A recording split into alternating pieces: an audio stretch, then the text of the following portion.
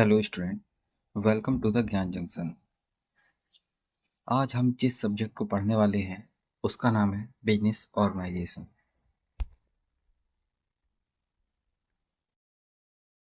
ये video BCom और BCom honours दोनों के लिए बेनिफिशियल है। चलिए शुरू करते हैं। पहले हम जानेंगे कि बिजनेस क्या होता है। Concept of business. तो business is an organize economic activity where goods and services are produce purchase and sold with the primary aim of earning profit and fulfilling needs.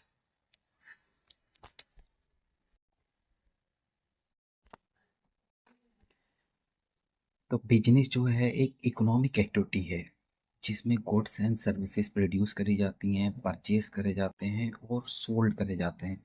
किस ऑब्जेक्टिव के साथ कि मुनाफा कमाया जा सके और कस्टमर्स की जो नीड है उनको फुलफिल किया जा सके। तो मेनली बिजनेस में प्रोडक्शन होता है, सेल परचेज होता है। किस ऑब्जेक्टिव के साथ? प्रॉफिट मोटिव, मुनाफा कमाना यानी, और कस्टमर सेटिस्फेक्शन।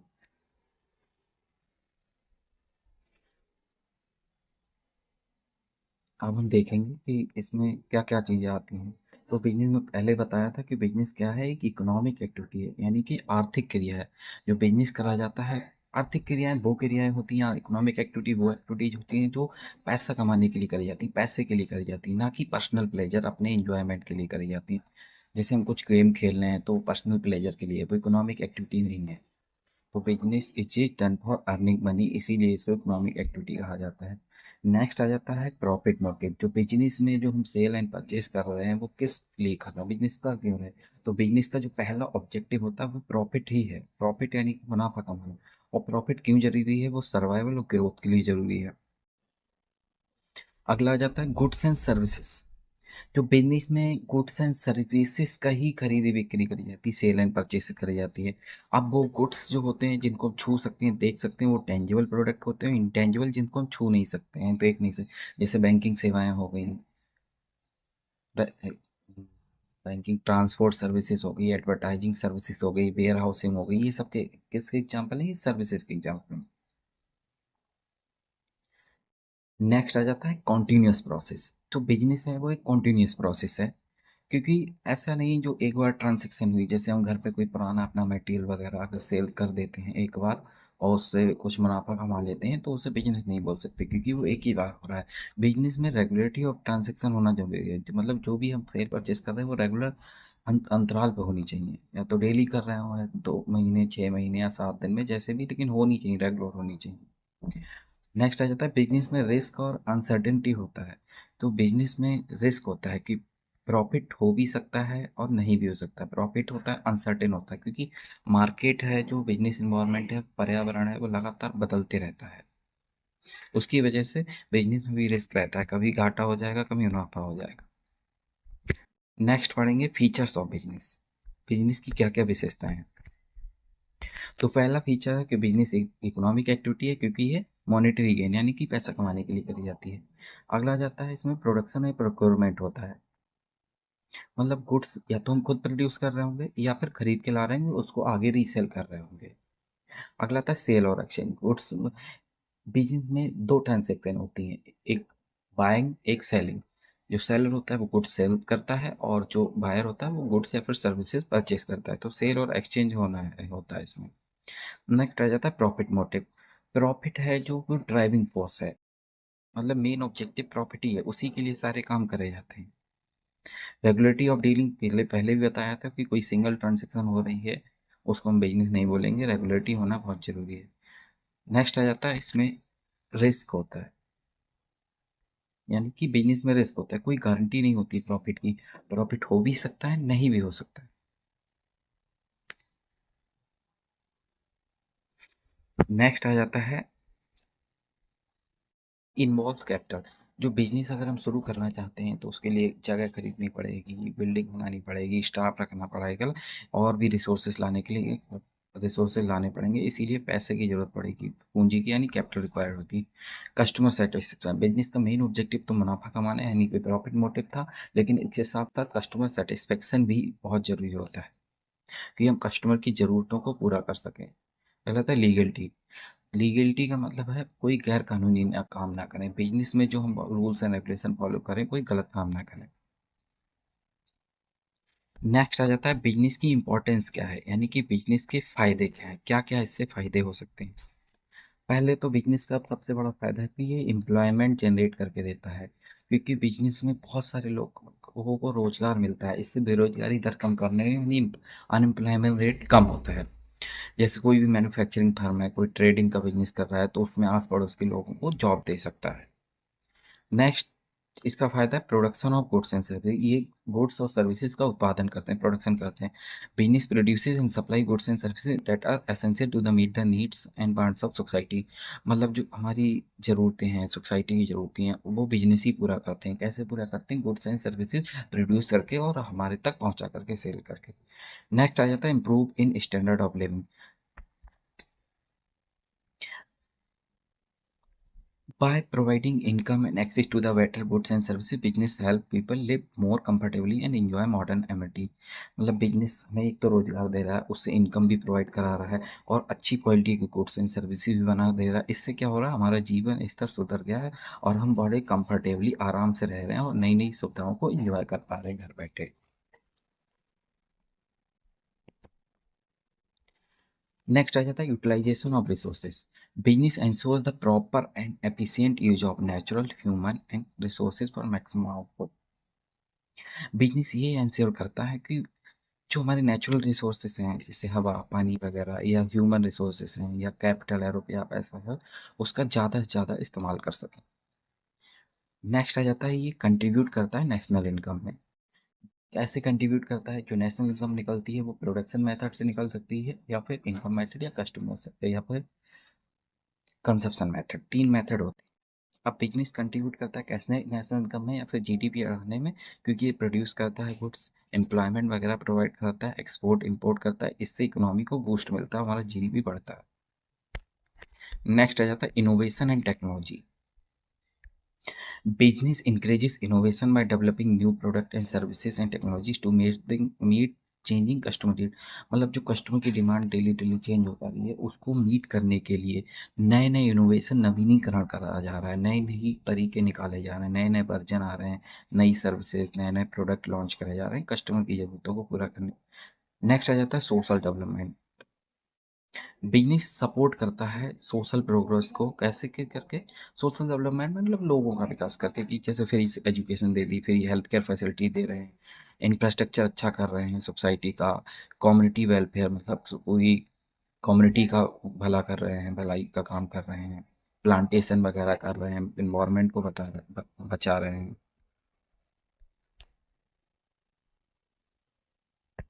नेक्स्ट आ जाता है स्टेजेस ऑफ डेवलपमेंट। मतलब बिजनेस कैसे कैसे डेवलप हुआ है, क्योंकि जो हम आज के ज़माने में बिजनेस देख रहे हैं, पहले तो बिजनेस ऐसे नहीं होता था, पहले बहुत छोटे लेवल पे होता था। तो बहुत सारी स्टेजेस हैं, देखें तो 5 स्टेजेस आ जाती हैं इसमें, जो कि हमें दिखाती हैं कैसे कैसे प्रोडक्शन, ट्रेड या टेक्नोलॉजी चेंजेस हुई है टाइम के समय चलते। तो पहला जो है वो आ जाता है इसमें कॉटेज इंडस्ट्री स्टेज, या फिर कुटीर उद्योग चरण। This was the earliest form of business where production took place at home or in small workshop using simple traditional tools. Family members worked together with little to no hired labor and goods were produced mainly for local।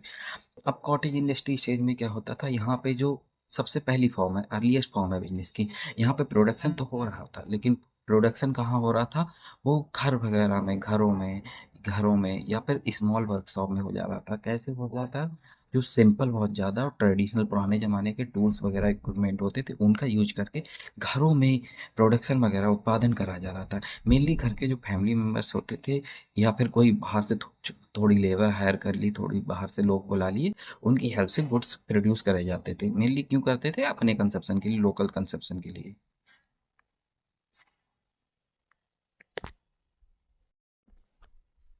Next आ जाती है guild stage.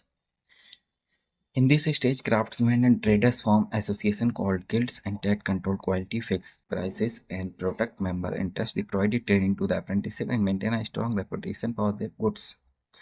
अब इसमें क्या होता था, जो craftsman होते थे, या फिर ट्रेडर्स होते थे, वो छोटे छोटे ट्रेडर्स मिलके एक एसोसिएशन संघ बना लेते थे जिसको गिल्ड बोलते थे। बेसिकली उस संघ या फिर गिल्ड का काम होता था क्वालिटी वगैरह कंट्रोल करके रखना, प्राइसेस फिक्स करना, और जो प्रोटेक्ट करना, जो उसके मेंबर्स हैं उसको प्रोटेक्ट करना, और मेंबर्स को ट्रेनिंग देना, अप्रेंटिसशिप देना, या फिर और अच्छी स्ट्रॉन्ग रेपुटेशन बना कर रखना, गुड्स की ब्रांड वैल्यू या इमेज इंप्रूव हो सके। ये जो सिस्टम है ये कहाँ चलता था? This system was common in medieval Europe, मतलब मिडिवल यूरोप या फिर एशिया में, मध्य एशिया में या फिर यूरोप में चलता था ये सिस्टम। नेक्स्ट आ जाता है डोमेस्टिक सिस्टम स्टेज। ये इस सिस्टम में, डोमेस्टिक सिस्टम में क्या होता था, बहुत सारा जो रॉ मटेरियल होता था किसी एक के पास होता था, मर्चेंट के पास रॉ मटेरियल है, वो क्या करता था, थोड़ा थोड़ा रॉ मटेरियल लेके सभी वर्कर्स में बांट देता था। वो सारे वर्कर्स अपने अपने घरों में वो रॉ मटेरियल ले जाते थे, उससे फिनिश गुड्स यानी कि तैयार वस्तु तैयार करते थे, फिनिश गुड तैयार करते थे सब अपने अपने घरों में।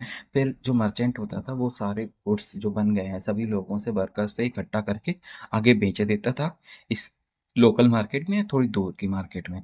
और जो वर्कर्स वहाँ के थे उन्हें क्या मिलता था, उनको वेजेस वगैरह, दिहाड़ी वगैरह या कोई फिक्स अमाउंट दे दिया जाता था। जितनी यूनिट बनाएंगे हर एक यूनिट के लिए फिक्स होता था। मान लो जैसे एक ने 50 यूनिट बनाई है और 10 रुपए एक यूनिट के हैं, तो उसको 500 रुपये दे दिए जाएंगे।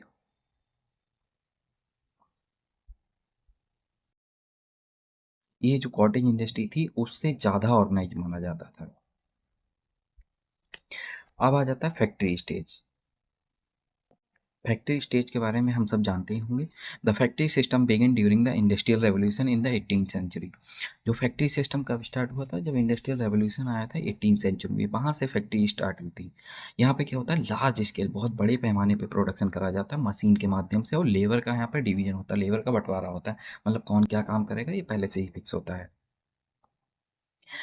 वर्कर क्या होते हैं, एक सेंट्रल वर्क प्लेस पे आते हैं, वहाँ पे वर्किंग आवर्स उनके फिक्स होते हैं। मान लिया 8 घंटा काम करता है, 8 घंटे फिक्स हैं, जगह फिक्स है, तो उनसे उनकी एफिशिएंसी वगैरह इंक्रीज होगी, प्रोडक्शन वगैरह भी बढ़ेगा और लेबर कॉस्ट वगैरह कम आएगी, गुड्स की कॉस्ट भी कम डिक्रीज हो जाएगी। नेक्स्ट आ जाता है मॉडर्न स्टेज।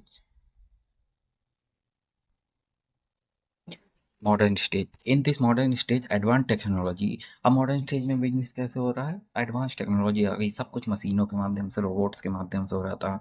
अब हम देश विदेशों में भी बिजनेस कर पा रहे हैं, एमएनसीज आ रही हैं, एक देश एक से अनेक देशों में वो बिजनेस कर रही हैं। डिजिटल पेमेंट, यूपीआई कार्ड वगैरह ये सारी यूज होने लगे। अब ऑनलाइन घर बैठे भी हम बिजनेस कर सकते हैं, जैसे ई कॉमर्स वगैरह, मीशो, और भी कई चीज़ें हैं। अब बिजनेस करना और आसान हो गया। बिजनेस का इस समय पुराने ज़माने में अलग था, मतलब अब चेंज हो गया है काफ़ी। अब हम ग्लोबली ऑपरेट कर सकते हैं, कहीं भी बैठ कर, इंडिया में बैठकर पूरे वर्ल्ड में कहीं भी ट्रेड कर सकते हैं। एग्जाम्पल देखें जैसे कि इसमें दिया हुआ है। अब हम पढ़ेंगे क्लासिफिकेशन ऑफ इंडस्ट्री के बारे में, यानी कि इंडस्ट्री कितने भागों में हम बांट सकते हैं, इंडस्ट्री होती क्या है, यही सब जानेंगे। तो हम देखते हैं इंडस्ट्री होती क्या है। इंडस्ट्री का मतलब होता है, industry refer to the all the economic activity which are concern with the production, processing and fabrication of goods and provision of services. तो इसका मतलब ये है कि इंडस्ट्री मतलब एक इकोनॉमिक एक्टिविटीज है। इंडस्ट्री में सारी इकोनॉमिक एक्टिविटीज आ जाती हैं जो कि रिलेटेड हैं किससे, प्रोडक्शन से, प्रोसेसिंग से, या fabrication of goods and services से। इंडस्ट्री मतलब कंबाइन बोल सकते हैं। जैसे कि बहुत सारे एक जैसे जो बिजनेस कर रहे हैं उसको इंडस्ट्री बोल सकते हैं। जैसे फार्मास्यूटिकल इंडस्ट्री होती है, टेक्सटाइल इंडस्ट्री है, ऑटोमोबाइल इंडस्ट्री है। ऑटोमोबाइल में सारी जो कंपनियां जो कि वो बना रही हैं, गाड़ियां बना रही हैं, फोर व्हीलर्स बना रही, वो टेक्सटाइल में कपड़े वाले सारे बिजनेस कंबाइन ले लें तो उनको इंडस्ट्री बोल देते हैं। ऐसी दवाई वाली कंपनियां हैं जो फार्मास्यूटिकल बोल सकते हैं। ठीक है। अब इंडस्ट्री को देखें मेनली तीन भागों में, यानी तीन थ्री कैटेगरीज में हम डिवाइड कर सकते हैं। तो पहली कैटेगरी आ जाती है, देखें अगर तो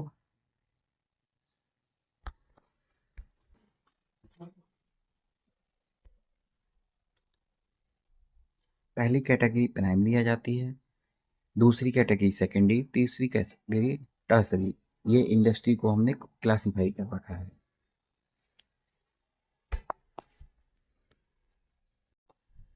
अब हम देखेंगे जो फर्स्ट कैटेगरी है वो है प्राइमरी इंडस्ट्री। प्राइमरी इंडस्ट्री मतलब प्राथमिक उद्योग बोलते हैं, जिसमें these industries are engage in extraction and production of natural resources. तो इसमें क्या होता है, या तो हम एक्सट्रैक्ट कर रहे होंगे या प्रोडक्शन कर रहे होंगे किसका, नेचुरल रिसोर्सेज का। मतलब इसमें जो चीज़ें हम प्रोड्यूस करेंगे वो नेचर से प्रोड्यूस करेंगे। नेचर का मतलब या तो ज़मीन में प्रोड्यूस करेंगे या फिर पानी वगैरह से निकालेंगे। तो ये कहीं ना कहीं खेती बाड़ी नेचर से जुड़ी हुई इंडस्ट्री है। अब इसको कई भागों में इसको भी डिवाइड किया जा सकता है, इसके भी सब टाइप हैं। तो सब टाइप में इसका पहला जो टाइप है वो आ जाता है एक्सट्रैक्टिव इंडस्ट्री। एक्सट्रैक्टिव इंडस्ट्री नाम से समझ में आ रहा है, एक्सट्रैक्शन, जहाँ पे चीज़ों को हम एक्सट्रैक्ट कर रहे हो, कहीं ना कहीं से निकाल रहे हो, या तो ज़मीन से निकालेंगे या फिर पानी वगैरह से निकालेंगे। बेसिकली इसमें एक्सट्रैक्शन होता है नेचुरल प्रोडक्ट का, कहाँ से, नेचर से। जैसे कि माइनिंग हो सकता है इसका एग्जांपल। माइनिंग यानी हम खनन कर रहे हैं, रेता वगैरह निकाल रहे हैं पानी से, ज़मीन से निकाल रहे हैं रेता, कोयला, सोना, ये सब एग्जांपल है माइनिंग। और फिशिंग यानी कि पानी वगैरह से जो मछली वगैरह निकालते हैं, फिश वगैरह निकालते हैं, मछली पालन। हंटिंग हो गया, कोरोइंग यानी पत्थर खनन, पत्थर वगैरह निकालना, ये सारे इसी के एग्जाम्पल हैं। और भी हो सकते हैं नेचुरल रिसोर्सेज वगैरह निकालना, गैस हो गया, क्रूड ऑयल हो गया। नेक्स्ट आ जाती है जेनेटिक इंडस्ट्री। अब हम पढ़ते हैं नेक्स्ट इंडस्ट्री के बारे में। नेक्स्ट इंडस्ट्री जो हमारी है वो है जेनेटिक इंडस्ट्री। जेनेटिक इंडस्ट्री मतलब कहीं ना कहीं जीन से रिलेटेड होगी, यानी कि प्लांट्स एंड एनिमल्स से। हम इसमें क्या कर रहे होंगे, कहीं ना कहीं ग्रो करते हैं। ऐसी इंडस्ट्री जहाँ पे हम प्लांट्स वगैरह को ग्रो करते हैं, रीग्रो करते हैं, उससे बहुत सारे प्लांट्स बनाते हैं। और या फिर एनिमल्स को ही प्रोड्यूस करे जाते हैं, बाहर एनिमल्स लाते हैं, फिर उनसे और भी रिप्रोडक्शन करते हैं। मेनली इसमें या तो ब्रीडिंग करा रहे होंगे या फिर रिप्रोडक्शन करा रहे होंगे, किसका, प्लांट्स और एनिमल्स का। ऐसा कहाँ होता है, जैसे कि एग्रीकल्चर में हम बीज वगैरह लाते हैं, फिर उससे और भी अनाज वगैरह, गेहूँ, खेती बाड़ी वगैरह जो होती है, वो सब एग्रीकल्चर में आता है, वो जेनेटिक इंडस्ट्री के अंडर में आता है। तो एग्रीकल्चर किस इंडस्ट्री का पार्ट है, प्राइमरी इंडस्ट्री का। प्राइमरी इंडस्ट्री में भी जेनेटिक इंडस्ट्री का। और एनिमल हस्बेंड्री यानी पशुपालन वगैरह करते हैं, जैसे डेयरी फार्म वगैरह खोल लेते हैं, फिर पोल्ट्री फार्म है, हॉर्टिकल्चर हो गया, नर्सरी हो गया। ये सब किसके एग्जाम्पल हैं, जेनेटिक इंडस्ट्री के एग्जाम्पल हैं। अब नेक्स्ट आ जाता है इम्पोर्टेंस। मतलब जेनेटिक इंडस्ट्री से हमें फ़ायदा क्या हो रहा है। तो जेनेटिक इंडस्ट्री से हमें पहला फ़ायदा ये है कि रॉ मटेरियल मिलता है, यानी कच्चा माल मिलता है, जो कि प्राइमरी इंडस्ट्री के द्वारा यूज करा जाता है। जैसे कि हम शुगर केन लाते हैं, यानी गन्ना लाते हैं, उस गन्ने को हम फैक्ट्री में ले जाते हैं, फैक्ट्री चीनी बना के देती है।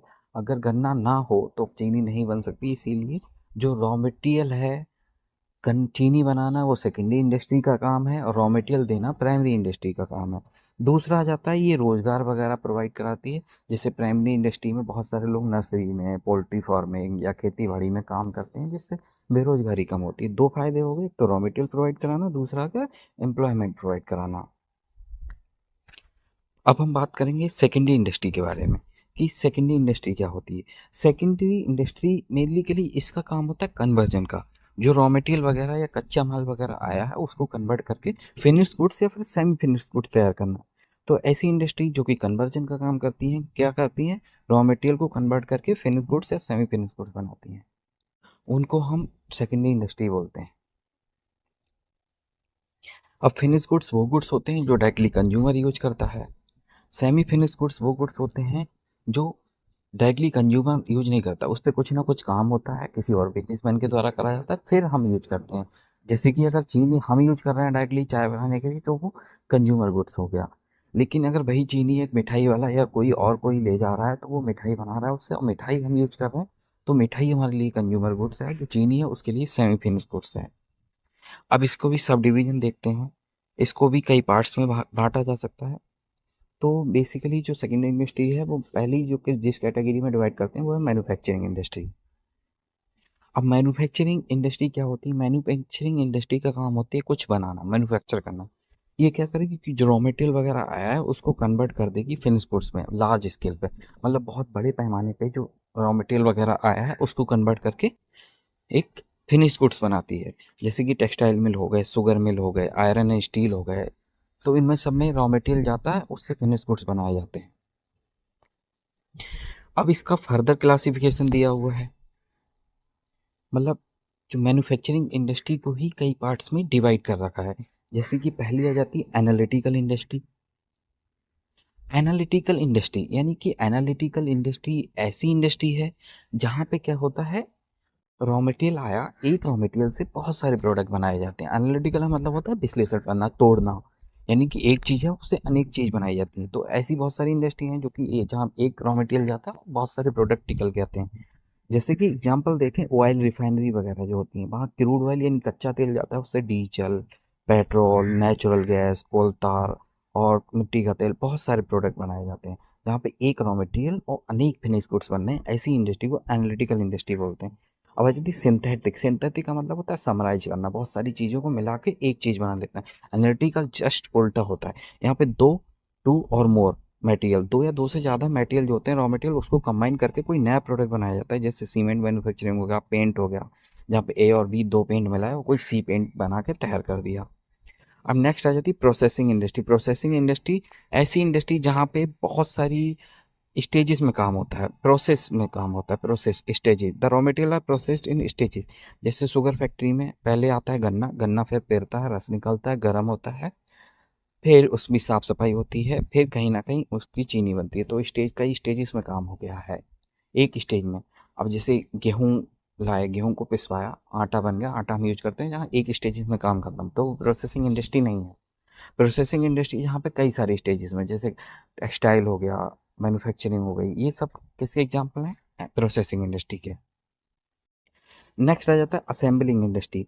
असेंबलिंग इंडस्ट्री का मतलब नाम से समझ में आ रहा है, असेंबल, जहाँ पे छोटे छोटे पुर्जे या पार्ट्स लाए जाते हैं, वो असेंबल करके एक बड़ा प्रोडक्ट बना दिया जाता है। जैसे मोबाइल वगैरह हो गई, कंपनियाँ हो गई, गाड़ी की कंपनियाँ हो गई, मोबाइल में बैटरी अलग से बना रही, कोई कंपनी स्क्रीन बना रही, और सब बोला के एक जगह पे एक ही छत के नीचे एक प्रोडक्ट बना के, ये कोई मोबाइल है वो तैयार कर दिया जाता है। तो ऑटोमोबाइल इंडस्ट्री हो गया, मोबाइल इंडस्ट्री हो गई, ये सब असेंबलिंग इंडस्ट्री के अंडर में आती हैं। अब हमने पहली जो सेकेंडरी इंडस्ट्री का पहला डिवीजन पढ़ा था, तो वो जो था पहला तो था मैन्युफैक्चरिंग। अब मैन्युफैक्चरिंग के अंदर हमने सब टाइप पढ़े थे, चार टाइप के। अब दूसरा जो मेन है वो कंस्ट्रक्शन है, कंस्ट्रक्शन इंडस्ट्री। तो कंस्ट्रक्शन इंडस्ट्री एक ऐसी इंडस्ट्री होती है जहाँ पर कंस्ट्रक्शन का काम होता है। जैसे कि कोई हम बिल्डिंग बना रहे हैं, रोड बना रहे हैं, ब्रिज बना रहे हैं, डैम बना रहे हैं, बहुत सारी इंडस्ट्रियाँ जो कि बिल्डिंग, रोड, डैम वगैरह बनाने का कॉन्ट्रैक्ट वगैरह लेती हैं, उनको कंस्ट्रक्शन इंडस्ट्री कहते हैं। जैसे L&T कंस्ट्रक्शन है, DLF लिमिटेड है, ये सारे एग्जाम्पल हैं कंस्ट्रक्शन इंडस्ट्री के। अब इसकी इंपॉर्टेंस देखते हैं, इससे क्या फ़ायदा है।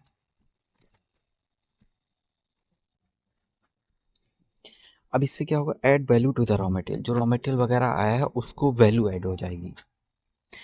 और दूसरा फायदा क्या है, जीडीपी एंड इंडस्ट्रियलाइजेशन, इंडस्ट्रियलाइजेशन में ग्रोथ मिलेगी, रोड वगैरह कम्युनिकेशन फैसिलिटी अच्छी होंगी तो नए नए बिजनेस लगेंगे और जीडीपी बढ़ेगा।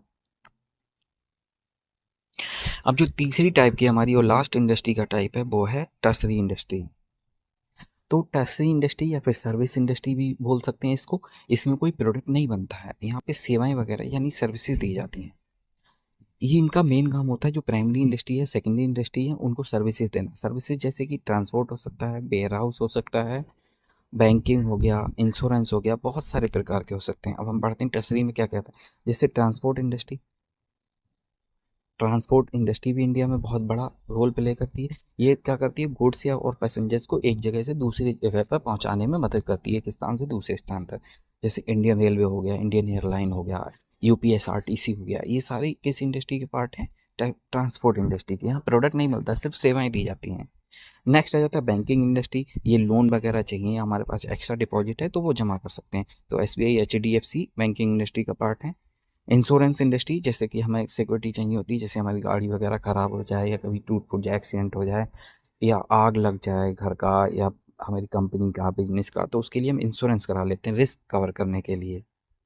यदि क्या बाई चांस हमें कोई लॉस होता है तो वो हम कंपनी से ले सकते हैं, इंश्योरेंस कंपनी से।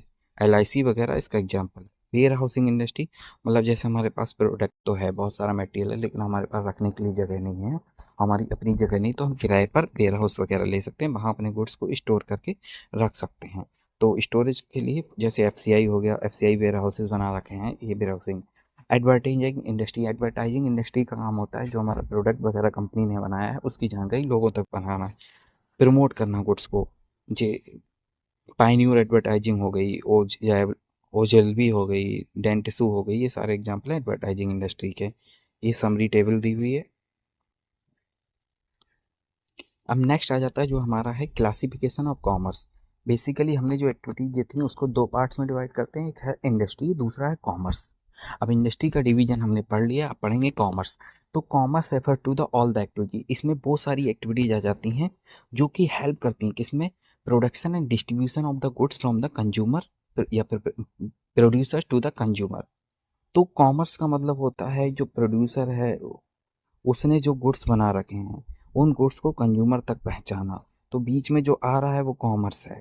तो कॉमर्स में बहुत सारी एक्टिविटीज आ रही होंगी जो कि हेल्प करेंगी production and distribution of the goods from the producer to the consumer. इससे बहुत सारे बैरियर दूर हो जाते हैं, जैसे कि प्लेस का बैरियर है, टाइम का है, पर्सन का है, रिस्क का है, वो सब दूर हो जाते हैं। अब जैसे अगर दो लोग हैं, प्रोड्यूसर दिल्ली में रह रहा है, अब जैसे कि प्रोड्यूसर है वो दिल्ली रह रहा है, कंज्यूमर है वो बरेली है। अब गुड्स कहाँ से पहुँचे, तो बीच में आती है ट्रांसपोर्ट इंडस्ट्री। इससे दोनों की हिंड्रेंसेस है, हिंड्रेंसेस ऑफ प्लेस, वो दूर हो जाती है रुकावट। ऐसे ही टाइम कहा जाता है, कभी कभी गुड्स बनते हैं, मान लो जैसे पंखा है, बनता पूरे साल है लेकिन यूज सिर्फ गर्मियों में होता है। तो पूरे साल जब हम ठंड में बनाएंगे तो उसको स्टोर करके कहाँ रखेंगे, तो तब तक के लिए हम वेयर हाउस में स्टोर करके रखते हैं उसको। पर्सन का गैप एडवर्टाइजिंग इंडस्ट्री से दूर हो जाता है, रिस्क का इंश्योरेंस इंडस्ट्री से दूर हो जाता है। अब इसकी मेन ब्रांचेस देखें कॉमर्स की, कॉमर्स को हम दो पार्ट्स में डिवाइड कर सकते हैं, एक है ट्रेड, एक है एड्स टू ट्रेड। ट्रेड का मतलब होता है व्यापार, यानी खरीदी और बिक्री।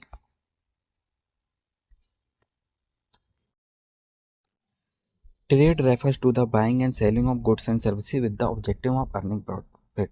तो ट्रेड का मतलब होता है कि गुड्स एंड सर्विसेज हैं जो, उनको सेल करना, किस उद्देश्य के साथ, मुनाफा कमाया जा सके। तो क्या कितने टाइप्स के ट्रेड होते हैं, अगर ये हम देखें तो बेसिकली दो टाइप के ट्रेड होते हैं। एक होता है इंटरनल ट्रेड, ये होता है इंटरनल ट्रेड, एक होता है एक्सटर्नल ट्रेड। दो पार्ट्स में बात डिवाइड करते हैं। अब इंटरनल ट्रेड वो ट्रेड होता है यानी आंतरिक व्यापार, जब हम देश में ही रहकर, देश की जो बाउंड्री है इंडिया है उसके अंदर ही खरीदी और बिक्री, बाइंग एंड सेलिंग करते हैं, उसको बोलते हैं internal trade with in the boundaries of the country. अब इसमें भी बहुत टाइप के हो सकते हैं, जैसे कि होलसेल ट्रेड होता है, थोक व्यापारी। इसमें थोक व्यापारी क्या करता है, बल्क में कोई भी एक प्रोडक्ट खरीद के लाएगा और बाद में वो नीचे वाले लोगों को सेल कर देगा, छोटे छोटे रिटेलर्स को। अब इसमें एक श्रृंखला बनती है, चेन बनती है, जैसे कि ऊपर आ जाता है इसमें, जैसे कि यहाँ प्रोड्यूसर है, इसके बाद होलसेलर आता है, उसके बाद रिटेलर आता है, उसके बाद कंज्यूमर आता है, उसके बाद कंज्यूमर आता है। अब प्रोड्यूसर से बल्क में खरीद के लाएगा होलसेलर, होलसेलर रिटेलर को बेचेगा और आगे रिटेलर कंज्यूमर को बेच देगा। जैसे ग्रेन होलसेलर इन दिल्ली। नेक्स्ट आ जाता है रिटेल ट्रेड। रिटेल ट्रेड का मतलब होता है फुटकर व्यापारी। ये इसके पास जाएंगे तो वैरायटी ऑफ गुड्स मिलेगा, ये एक गुड्स में डील नहीं करता, बहुत सारे गुड्स में। जो छोटी छोटी दुकानें होती हैं जो हमारे घरों के पास होती हैं, ये डायरेक्टली प्रोडक्ट हम लोगों को बेचते हैं, स्मॉल स्मॉल क्वांटिटी में सारी वस्तुएं अपने पास रखेंगे हर एक वैरायटी की। जैसे ग्रोसरी स्टोर हो गया, क्लॉथिंग शॉप वगैरह, ये रिटेल ट्रेड। अब नेक्स्ट आ जाता है बी कैटेगरी जो है एक्सटर्नल ट्रेड। मतलब एक हमने पढ़ा था इंटरनल, इंटरनल दो कैटेगरी का था, एक था होलसेल ट्रेड, दूसरा था रिटेल ट्रेड। अब नेक्स्ट आ जाता है एक्सटर्नल ट्रेड। एक्सटर्नल ट्रेड का मतलब है जब हम देश की बाउंड्री के बाहर जाकर व्यापार कर सकते हैं। जैसे कि इसमें आ जाता है बाइंग एंड सेलिंग करी जाएगी गुड्स की, लेकिन कहाँ करेंगे, देश के बाहर। तो अगर हम एक्सटर्नल ट्रेड देखें तो ये दो पार्ट्स में बंटता है, एक होता है इम्पोर्ट, एक होता है एक्सपोर्ट। एक्सपोर्ट और इम्पोर्ट दो प्रकार का। एक्सपोर्ट, इम्पोर्ट ट्रेड क्या होता है, इम्पोर्ट ट्रेड का मतलब होता है जब हम बाहर के देशों से गुड्स खरीद रहे हैं, buying goods from foreign country. जैसे इंडिया ने कोई क्रूड ऑयल इम्पोर्ट कर रखा है, मंगाया कहाँ से, सऊदी अरबिया से। एक्सपोर्ट ट्रेड क्या होगा, जब हम अपने देश के गुड्स बाहर के देशों में बेचेंगे, एक्सपोर्ट, इससे रेवेन्यू जनरेट होगा, फॉरेन रेवेन्यू आएगा, डॉलर वगैरह हम कमाएंगे। जैसे इंडिया ने चाय एक्सपोर्ट कर दी यूके को। एक कैटेगरी और दे रखी है एंट्री पोर्ट ट्रेड।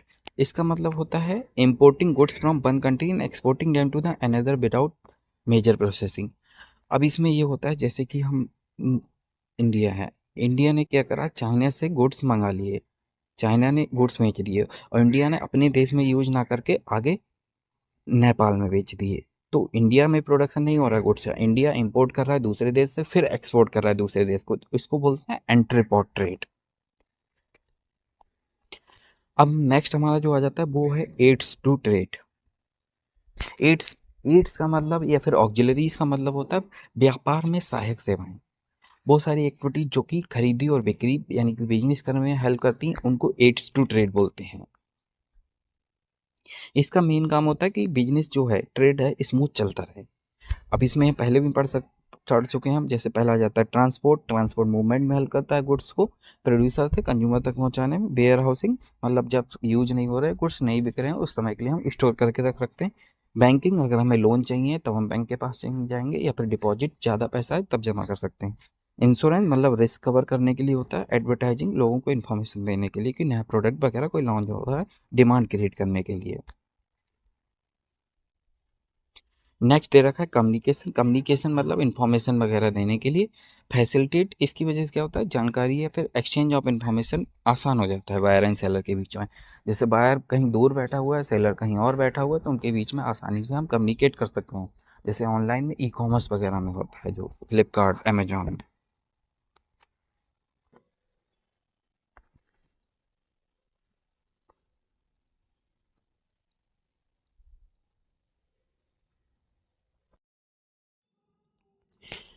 नेक्स्ट हमारा जो टॉपिक है वो है बिजनेस ऑर्गेनाइजेशन। कि बिजनेस ऑर्गेनाइजेशन होता क्या है, जो हमारी बुक का भी नाम है। अब business organization refers to the system or structure that bring together people, resources, and activities to carry on business operations efficiently for earning profit।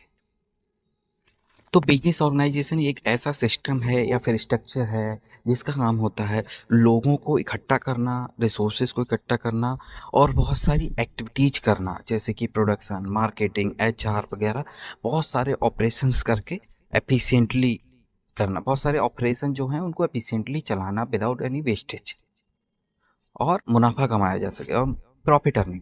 Basically business का जो बिजनेस ऑर्गेनाइजेशन का काम होता है, एक ऐसा सिस्टम है, प्रणाली है, जो कि रिसोर्सेज यानी कि लोग हो सकते हैं, रुपया, पैसा, और बहुत सारी चीज़ें हैं, और एक्टिविटीज़ को बेसिकली डिवाइड करना, ऑर्गेनाइज करना। ये बहुत सारे काम करे जाते हैं इसमें। किस लिए करे जाते हैं? क्योंकि मुनाफा वगैरह कमाया जा सके। इससे होता है बिजनेस में, जैसे अलग अलग पार्ट्स होते हैं, डिफरेंट पार्ट्स होते हैं। बिजनेस में बहुत सारे पार्ट्स हैं, जैसे प्रोडक्शन हो गया, मार्केटिंग हो गया, एचआर हो गया, रिसर्च एंड डेवलपमेंट हो गया। ये अलग अलग डिपार्टमेंट होते हैं, विभाग होते हैं, इनका अलग अलग काम होता है। अब इनको एक साथ लाकर, एक ही छत के नीचे लाकर, एक साथ सबको काम कैसे कराना है, कोऑर्डिनेशन कैसे बनाना है, जिससे कि ऑर्गेनाइजेशन का जो मेन ऑब्जेक्टिव है, जैसे कि प्रॉफिट मोटिव हो सकता है, वो कैसे अचीव करा जाए। अब हम जानेंगे कैरेक्टरिस्टिक्स ऑफ बिजनेस ऑर्गेनाइजेशन, यानी कि फीचर्स क्या क्या हैं बिजनेस ऑर्गेनाइजेशन के। तो पहला जो फीचर आ जाता है वो goal oriented activity. The main goal is profit. जो बिजनेस ऑर्गेनाइजेशन क्या है, उसका जो एक्टिविटीज हो रही है बिजनेस ऑर्गेनाइजेशन में, वो गोल ओरिएंटेड है। उसका एक मेन गोल फिक्स है, उसी को पूरा करने के लिए सारी एक्टिविटीज करी जा रही। गोल क्या हो सकता है? प्रॉफिट मैक्सिमाइजेशन या ग्रोथ वगैरह करना। नेक्स्ट आ जाता है कॉम्बिनेशन ऑफ रिसोर्सेज। कॉम्बिनेशन, जैसे पहले भी जाना है, बिजनेस ऑर्गेनाइजेशन लोगों को, मनी को, मटेरियल को और मशीन को एक छत के नीचे लाने का काम करती है। इन सब को यूज करके वो एक्टिविटीज डिजाइन करती है। उन एक्टिविटीज के जरिए हम ऑर्गेनाइजेशन के ऑब्जेक्टिव यानी कि प्रॉफिट, उसको अचीव करने की कोशिश करते हैं। नेक्स्ट आ जाता है division of work. Business organization में लोगों की योग्यताओं के अनुसार काम को बांट दिया जाता है। जैसे कि मार्केटिंग विभाग बना दिया, प्रोडक्शन बना दिया, एचआर बना दिया, और इसके अलावा भी रिसर्च एंड डेवलपमेंट, फाइनेंस विभाग हैं, सबकी अपनी अपनी विशेषताएं होती, वो उसी कार में अब काम करते हैं। तो इसमें डिवीजन ऑफ वर्क होता है लोगों की योग्यता वगैरह के अनुसार। नेक्स्ट आ जाता है कोऑर्डिनेशन। जैसे बिजनेस में बताया है बहुत सारे डिपार्टमेंट होते हैं, production, marketing, HR, research and finance.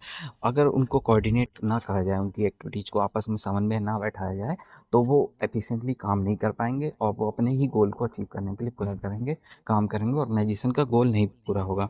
तो बेसिकली बिजनेस ऑर्गेनाइजेशन का काम होता है सारे डिपार्टमेंटों के बीच में समन्वय बैठाना यानी कोऑर्डिनेशन बैठाना, जिससे ऑर्गेनाइजेशन का गोल पूरा हो सके। नेक्स्ट आ जाता है अडेप्टेबिलिटी। अडेप्टेबिलिटी का मतलब होता है जैसे जैसे बिजनेस एनवायरनमेंट में टेक्नोलॉजी या फिर मार्केट वगैरह में बदलाव हो रहे हैं, वैसे वैसे हम अपने बिजनेस में बदलाव कर पाएँ। एडजस्ट करना according to the changes in the market and technology, यही अडेप्टेबिलिटी कहलाता है। अब नेक्स्ट जो हम पढ़ेंगे वो है इम्पोर्टेंस ऑफ बिजनेस ऑर्गेनाइजेशन। मतलब बिजनेस ऑर्गेनाइजेशन से फ़ायदे क्या है, तभी तो हम ऑर्गेनाइजेशन बना रहे हैं, वरना बनाने की ज़रूरत क्या है, कुछ तो फ़ायदे होंगे। जब बिजनेस ऑर्गेनाइजेशन होगी तो पहला जो फ़ायदा होगा वो एफिशिएंट यूटिलाइजेशन ऑफ रिसोर्सेज। जैसे कि हम बहुत सारे रुपया, पैसा, लोग, नेचुरल रिसोर्सेज वगैरह लगाते हैं बिल्डिंग में, बिजनेस ऑर्गेनाइजेशन में बिल्डिंग बनाते हैं, मशीन्स खरीद के लाते हैं, लोगों को लाते हैं, ह्यूमन रिसोर्सेज यानी नेचुरल रिसोर्सेज वगैरह यूज करते हैं। अगर हम बिजनेस ऑर्गेनाइजेशन बनाएंगे तो ये सारे जो रिसोर्सेज हैं इनको हम अच्छे से यूज कर पाएंगे, यानी वेस्टेज कम होगी और प्रोडक्टिविटी और यानी उत्पादक क्षमता बढ़ जाएगी। नेक्स्ट आ जाता है clarity in roles and responsibility. Business organization में सब लोगों का रोल क्लियर होता है, उनकी भूमिका क्या है, क्या काम करेंगे, वो किसके अंडर में काम करेंगे, सारा चीज़ क्लियर होगा, कोई भी कंफ्यूजन वगैरह नहीं होता है, कोई लड़ाई झगड़ा नहीं होगा बिजनेस ऑर्गेनाइजेशन में। दूसरा फायदा ये है। तीसरा आ जाता है फैसिलिटेट एक्सपेंसिव। अगर बिजनेस वगैरह चाहते हैं कि वो ग्रो हों, मान लो अभी 2 ब्रांचेस 3 ब्रांचेस हैं उनकी, वो चाह रहे हैं और ब्रांच खोलें या कोई एक नया प्रोडक्ट और बनाने लगे, तो वो बिजनेस ऑर्गेनाइजेशन की वजह से हो पाता है कि ग्रोथ वगैरह में सपोर्ट करती है बिजनेस ऑर्गेनाइजेशन। नेक्स्ट आ जाता है improve decision making. Decision making है निर्णय लेने की जो पावर होती है, क्षमता होती है, उसमें सुधार हो जाता है। Clear reporting lines help in quick decision. जैसे बिजनेस ऑर्गेनाइजेशन में पहले से ही एक ढांचा बना हुआ था, क्लियर बना हुआ होता है। जैसे कि हम देखें यहाँ सब एक चैनल बना हुआ होता है, ऐसे करके एक स्ट्रक्चर बन के आता है कौन किसके अंडर में काम करेगा। मान लो ये 3 विभाग हैं, 3 लोगों के अंदर में दो दो दो लोग काम कर रहे हैं, तो ये काम पूरा अगर ये है, ये काम नहीं करेगा तो ये इसको रिपोर्ट करेगा, ये इसको रिपोर्ट करेगा, तो क्लियर कम्युनिकेशन है। तो इससे क्या होता है, डिसीजन आसानी से लिए जा सकें, जल्दी डिसीजन लिए जा सकते हैं। नेक्स्ट आ जाता है बेटर कोऑर्डिनेशन। बेटर कोऑर्डिनेशन यानी कि बिजनेस ऑर्गेनाइजेशन की वजह से हम समन्वय, अलग अलग डिपार्टमेंटों के बीच में समन्वय बैठा सकते हैं, कोऑर्डिनेशन बैठा सकते हैं। नेक्स्ट आ जाता है एम्प्लॉय मोटिवेशन। बिजनेस ऑर्गेनाइजेशन से क्या होगा, एम्प्लॉय को मोटिवेशन मिलता है। Well defined structure motivate employ to work better. उसको पता है क्या काम करना है, क्या भूमिका है उसकी, रोज उसका स्पेशलाइजेशन होगा। जब वो एक ही काम को बार बार करेगा तो वो मोटिवेट होता है। अब सोच लो एक ऐसा एम्प्लॉय है जिसको कभी कुछ कराया जा रहा है, कभी कुछ कराया जा रहा है, कभी यहाँ जाओ कभी वहाँ जाओ, तो वो डिमोटिवेट होगा, काम सही से नहीं करेगा।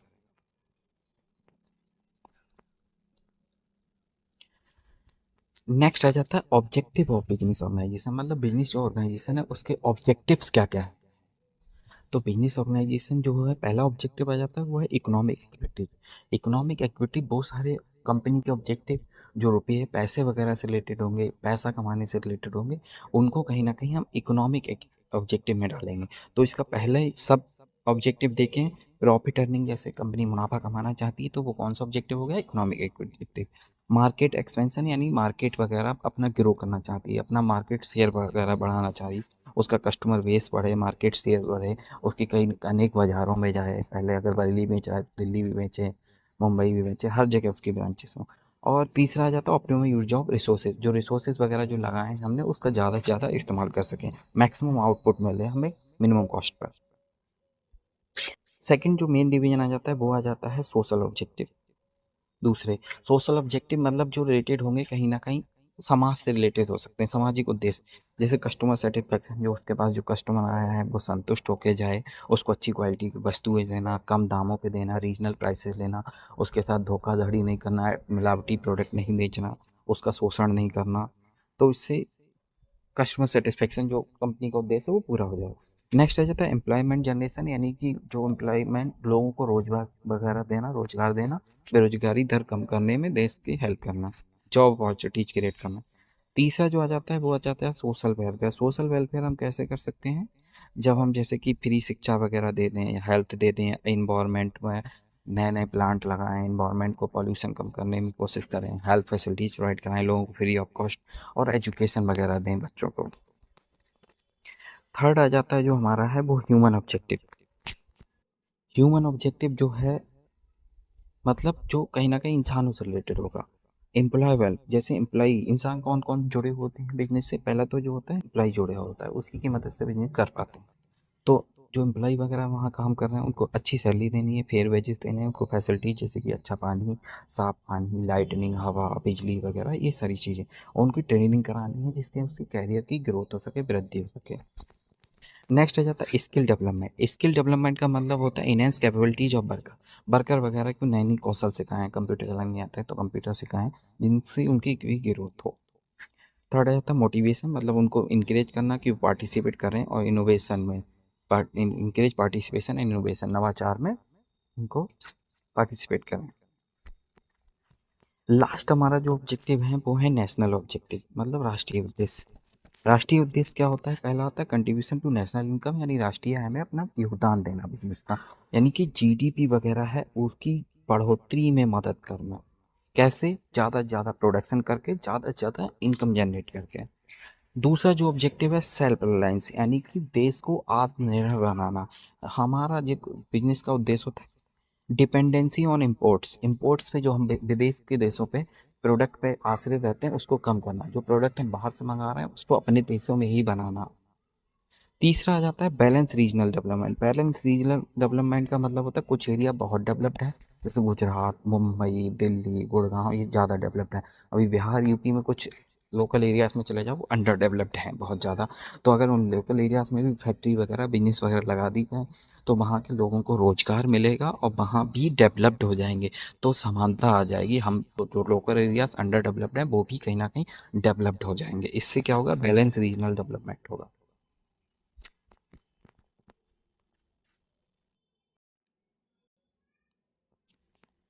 अब हम देखेंगे एवोल्यूशन ऑफ बिजनेस ऑर्गेनाइजेशन। जो हमारा नेक्स्ट टॉपिक है वो है एवोल्यूशन ऑफ बिजनेस ऑर्गेनाइजेशन, यानी कि व्यावसायिक संगठन का विकास कैसे हुआ, बिजनेस ऑर्गेनाइजेशन कैसे कैसे एवोल्यूट हुई हैं, कैसे कैसे विकास हो रहा है। तो बिजनेस ऑर्गेनाइजेशन है evolve over centuries adapting to the century, मतलब सैकड़ों सालों में, सेंचुरीज में इवॉल्व हुआ है, adapting to the changes in production matter. Accordingly क्या है, जो हमारा उत्पादन करने के मेथड थे, टेक्नोलॉजी थी, मार्केट थी, मैनेजमेंट स्टाइल कैसे मैनेजमेंट करते थे, वो सब में बदलाव वगैरह आते चले गए। अब एंशिएंट पीरियड यानी कि प्राचीन काल में अगर हम देखें तो उस समय नेचर कैसा था बिजनेसेस का, तो उस समय जो बिजनेस होते थे बहुत ज़्यादा स्मॉल स्केल पे होते थे, छोटे पैमाने पे होते थे, बार्टर सिस्टम चलता था, यानी गुड्स के बदले गुड्स खरीदे बेचे जाते थे, पैसा नहीं चलता था, मनी नहीं चलती थी। बार्टर सिस्टम में क्या होता था, गुड्स, गुड्स दो, गुड्स के बदले कोई दूसरा गुड्स ले लो, एक्सचेंज ऐसे चलता था। ऑर्गेनाइजेशन उस समय कौन कौन सी चलती है, जैसे कि फैमिली बिजनेस होते थे, लोग घरों से व्यापार करते थे। गिल्ड, अभी पिछले पढ़ाया था, पहले गिल्ड बताया था, संस्था वगैरह बना लेते हैं संगठन। सेल्फ एम्प्लॉयड मतलब अपना ही रोजगार करते थे, आर्टिस्ट वगैरह। एग्जाम्पल जैसे एग्रीकल्चर ट्रेड, खेती बाड़ी का व्यापार होता था। हैंडीक्राफ्ट हो गए, मतलब हाथ से बनाने वाली वस्तुएं जो बेची जाती थी। पॉटरी हो गई, वीविंग हो गई, बुनाई हो गई, पॉटरी, मिट्टी के बर्तन वगैरह बनाना, ये सब एंशियंट पीरियड में व्यापार होता था। नेक्स्ट आ जाता है मिडेवल पीरियड। अब हम आते हैं मध्यकाल में। मध्यकाल में थोड़ा एक्सपेंशन हुआ, थोड़ा ग्रोथ हुआ। यहाँ पे नेचर कैसा है, यहाँ पे ट्रेड वगैरह जो व्यापार होता था उसको कैसे ग्रो करा जाता था, फेयर मेलों के थ्रू, मार्केट के थ्रू और मैरी टाइम रूट्स के थ्रू, मतलब समुद्री रूट के थ्रू करा जाता। ऑर्गेनाइजेशन कैसी थी इस समय? मर्चेंट गिल्ड वगैरह वही संगठन बनने लगे थे, एसोसिएशन बनने लगी थी, जिसका काम होता था क्वालिटी कंट्रोल करना, प्राइसेस कंट्रोल करना। एग्जाम्पल देख सकते हैं, जैसे सिल्क का ट्रेड होता था, स्पाइसेस का, स्पाइसेस मसालों वगैरह का, जैसे जो अंग्रेज थे वो भी हमारे देश में मसालों का व्यापार करने के लिए आए थे, फिर यहाँ आके रूल करने लगे थे। हैंडीक्राफ्ट वगैरह जो हाथ से बनाई हुई वस्तुओं को उसको एक्सपोर्ट इंपोर्ट करना। थर्ड आ जाता अर्ली इंडस्ट्रियल पीरियड। इसमें कहीं ना कहीं इंडस्ट्री, 18 19 सेंचुरी में इंडस्ट्रीज का जो आगमन हो गया था, इंडस्ट्रीज लगने लगी थी, काम जो था वो मशीनों से होने लगा था। यहाँ पे जो प्रोडक्शन था वो मशीन बेस्ड हो गया, लेबर इंटेंसिव से अब थोड़ा शिफ्ट हो रहा था, मशीनों से काम होने लगा था। यहाँ पे फैक्ट्रीज लगने लगी, लेबर स्पेशलाइजेशन होने लगा, जॉइंट ओनरशिप, लोग मिलजुल कर, दो मिल जा रहे हैं वो पैसा कंट्रीब्यूट करके फैक्ट्री लगाने लगे थे, जैसे textile mills, iron and steel mills. East India company भी ऐसे ही आई थी इंडिया में। Modern period, industrial period 20 century. अब इसके बाद आता है मॉडर्न इंडस्ट्रियल पीरियड, आधुनिक औद्योगिक काल, जो 20वीं सेंचुरी में है। इसका नेचर क्या है, यहाँ पे प्रोडक्शन बहुत ज़्यादा बड़े पैमाने पर हो रहा है, लार्ज स्केल प्रोडक्शन हो गया, ग्लोबल ट्रेड यानी वैश्वीकरण हो गया, हम बाहर के देशों से व्यापार अब ज़्यादा कर पा रहे हैं, कॉर्पोरेट स्ट्रक्चर, बड़ी बड़ी कंपनियों फॉर्म में बिजनेस होने लगा, जॉइंट स्टॉक कंपनी आ गई, एमएनसीज आ गई, प्रोफेशनल मैनेजमेंट होने लगा, सीए वगैरह, मैनेजर्स को हम हायर करने लगे, सीईओ, एग्जीक्यूटिव डायरेक्टर्स, जैसे कि automobile industry, consumer goods industry, ये मॉडर्न इंडस्ट्रियल पीरियड है। नेक्स्ट आ जाता है कंटेम्प्रेरी पीरियड, यानी 21वीं शताब्दी, जो 21 सेंचुरी, जो इस समय का जो टाइम चल रहा है उस समकालीन काल बोलते हैं। इसका नेचर इस समय क्या प्रकृति है, यहाँ ग्लोबलाइजेशन बहुत ज़्यादा हो गया, डिजिटलाइजेशन हो गया। ग्लोबलाइजेशन का मतलब integration of the economies of the world, जहाँ बहुत सारी देश की जो अर्थव्यवस्थाएं हैं वो एक साथ ट्रेड करने लगती हैं आपस में। सर्विस इकोनॉमी, डिजिटलाइजेशन मतलब सारा ऑनलाइन काम होने लगा, घर बैठे ऑनलाइन ट्रेड हो रहा, घर बैठे ऑर्डर कर सकते हैं, पेमेंट भी यूपीआई के माध्यम से, कार्ड के माध्यम से कर सकते हैं। सस्टेनेबिलिटी पे ज़्यादा फोकस करने लगा, मतलब आप इन्वायरमेंट वगैरह को भी नुकसान नहीं पहुंचाना, सस्टेनेबिलिटी पे फोकस किया जाता है। ऑर्गेनाइजेशन जैसे ई कॉमर्स आ गए, प्लेटफॉर्म स्टार्टअप वगैरह चलने लगे, डिजिटल बिजनेस मॉडल आ गए, मोबाइल के लैपटॉप के माध्यम से हम बिजनेस कर सकते हैं। Amazon, Flipkart, Zomato, renewable energy companies आ गई हैं। CSR, कॉर्पोरेट सोशल रिस्पॉन्सिबिलिटी पे बिजनेस इस समय बहुत ज़्यादा जोर देते हैं। ये समरी टेबल दी हुई है, आप देख सकते हैं इसको।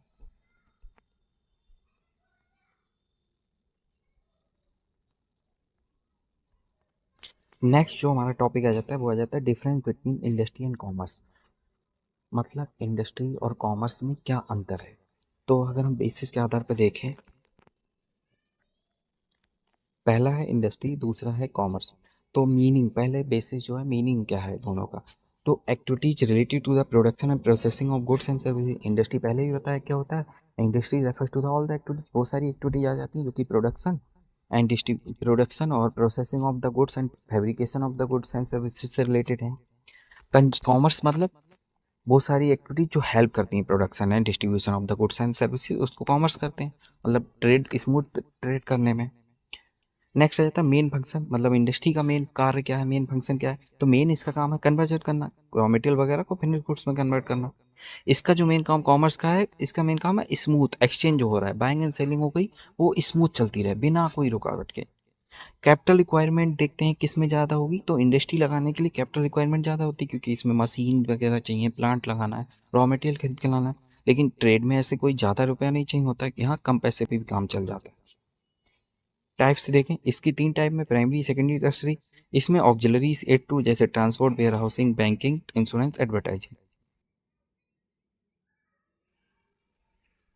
एग्जाम्पल दिए हुए हैं जैसे कि स्टील आ गई, मैन्युफैक्चरिंग, टेक्सटाइल, ये सारे एग्जाम्पल इंडस्ट्री के हैं। इधर retail, trade, logistic, warehousing, ये किसके एग्जाम्पल हैं, एक एग्जाम्पल कॉमर्स के। नेक्स्ट आ जाता है difference between business and profession, मतलब बिजनेस और प्रोफेशन में क्या अंतर है, यानी व्यवसाय और पेशे में। तो मीनिंग देखें, तो business refers to the buying and selling of goods and services with the objective of earning profit, इनमें खरीदी और बिक्री करी जाती है और प्रोडक्शन वगैरह करा जाता है, इसको बिजनेस बोलते हैं। पेशे में क्या होता है, कोई एक ऑक्यूपेशन होता है जिसमें हमारी स्पेशलाइजेशन होती है और उसकी ट्रेनिंग वगैरह ली होती है, उसी का ही हम ऑक्यूपे वही उसी में एंगेज होते हैं। जैसे कि डॉक्टर्स वगैरह हैं, या वकील हो गए, जो वकील हो गए, लॉयर्स हो गए, और डॉक्टर्स हो गए, सीए हो गए, टीचर्स हो गए, ये सारे लोग हो गए। अब जैसे किसी को डॉक्टर बनना है तो वो डिग्री ले, एमबीबीएस या फिर एमएस या फिर बीएमएस की, तब वो अपना प्रैक्टिस कर सकता है उसके लिए। और इसके लिए रख रखाव के लिए संस्था भी बनाई गई है, जैसे कि डॉक्टर्स के लिए मेडिकल काउंसिल ऑफ इंडिया देखती है, वकीलों के लिए बार काउंसिल ऑफ इंडिया देखती है। सेकंड जो आ जाता है, इसका ऑब्जेक्टिव क्या है। बिजनेस का हम पहले से ही जानते हैं, बिजनेस का जो ऑब्जेक्टिव होता है मेन, वो होता है अर्निंग प्रॉफिट, यानी कि मुनाफा कमाना। लेकिन इसका जो मेन ऑब्जेक्टिव है मुनाफा कमाना नहीं है, पैसे का ऑब्जेक्टिव है एक्सपर्ट सर्विस और फीस देना, सेवा देना, लोगों की सेवा करना, और उसके बदले में वो फीस लेते हैं। थर्ड आ जाता है क्वालिफिकेशन, बिजनेस करने के लिए कोई क्वालिफिकेशन की आवश्यकता है नहीं, बिजनेस करने के लिए कोई भी क्वालिफिकेशन नहीं चाहिए होती है। लेकिन अगर हमें पैसे में जाना है तो उसके लिए डिग्री या क्वालिफिकेशन चाहिए। जैसे डॉक्टर बनना है तो बीएमएस, एमबीबीएस, एमएस करना पड़ेगा। टीचर बनना है तो बीएड वगैरह, यूजीसी नेट, ये सारी चीज़ें करनी पड़ेंगी। और वकील बनना है तो एलएलबी करनी पड़ेगी। स्टार्टअप रिक्वायरमेंट मतलब पैसा कितना चाहिए होगा। तो अगर हमें बिजनेस करना है तो ज़्यादा पैसा चाहिए होगा, लेकिन अगर हम पैसे में जा रहे हैं तो कम पैसा चाहिए होगा, सिर्फ लाइसेंस वगैरह लेना होगा प्रोफेशनल बॉडीज। रिस्क किसमें ज़्यादा होगा? रिस्क जो होता है डिपेंड अपॉन मार्केट कंडीशन में, लेकिन फिर भी जो रिस्क होगा वो बिजनेस में ज़्यादा होता है, और यहाँ लो होता है या बिल्कुल ही नहीं होता है, मॉडरेट। एग्जाम्पल जैसे मैन्युफैक्चरिंग, ट्रेडिंग हो सकता है इसका एग्जाम्पल, लॉयर हो सकता है, चार्टर्ड अकाउंटेंट हो सकता है, डॉक्टर। अब ये आ जाता है हमारा फर्स्ट यूनिट का लास्ट टॉपिक, जो कि है modern business and there characteristics.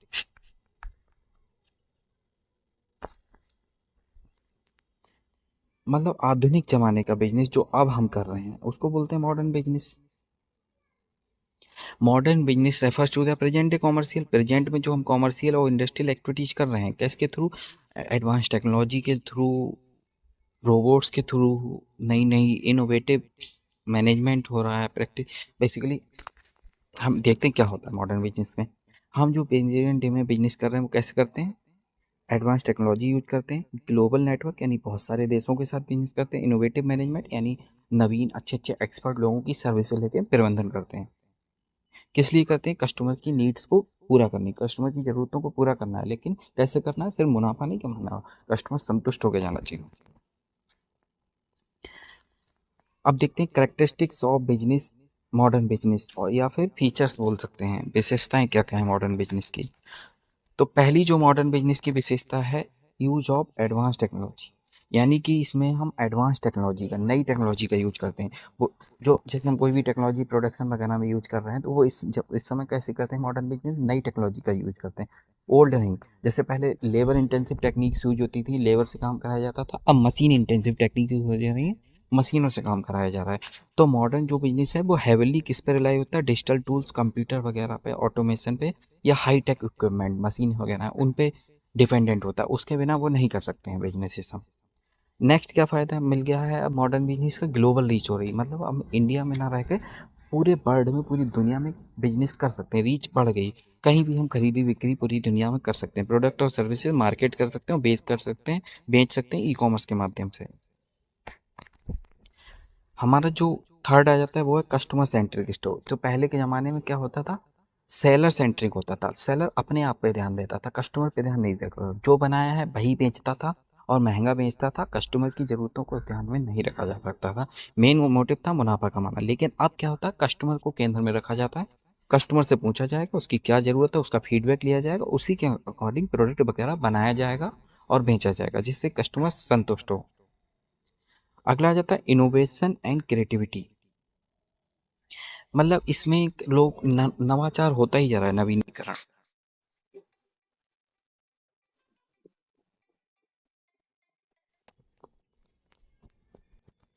Next आ जाता है हमारा इनोवेशन एंड क्रिएटिविटी।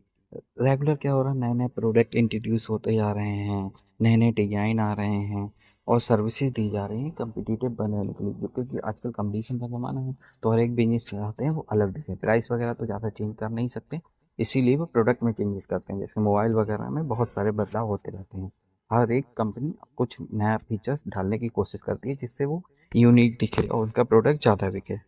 अब जो मॉडर्न बिजनेस में क्या है अगला फीचर? Large scale operation. मतलब जो हम ऑपरेशंस कर रहे हैं वो बड़े पैमाने में कर रहे हैं, छोटे लेवल पे नहीं। नेशनल और राष्ट्रीय या फिर इंटरनेशनल लेवल पे प्रोडक्शन करा जा रहा है।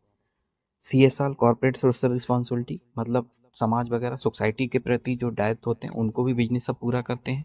जैसे कि वेलफेयर वगैरह, सोशल वेलफेयर, फ्री एजुकेशन वगैरह, लोगों के स्वास्थ्य का ध्यान रखना और इन्वायरमेंट का भी ध्यान रखना, पोल्यूशन वगैरह ना करना, और एफॉरेस्टेशन, पेड़ पौधे लगाना।